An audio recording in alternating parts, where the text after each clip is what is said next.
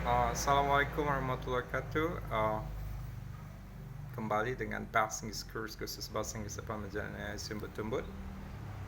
Di sini saya mau jelaskan ya, ada 3 ungkapan yang sudah menjadi agenda kami ya, untuk share one day 3 expressions.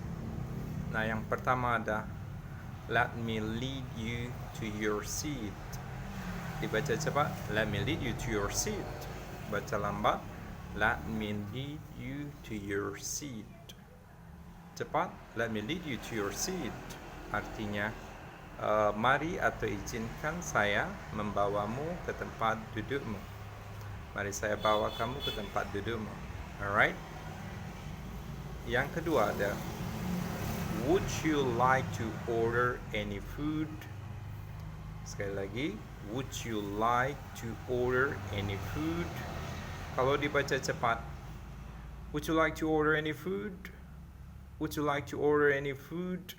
Nah, maksudnya, apakah kamu mau memesan makanan? Sederhananya, makanan apa yang mau kamu pesan? Would you like to order any food? Apakah kamu mau memesan makanan? Well, the third, yang ketiga ada we have 50% off for today's menu. Dibaca, we have 50% off for today's menu. Kalau cepat, we have 50% off for today's menu.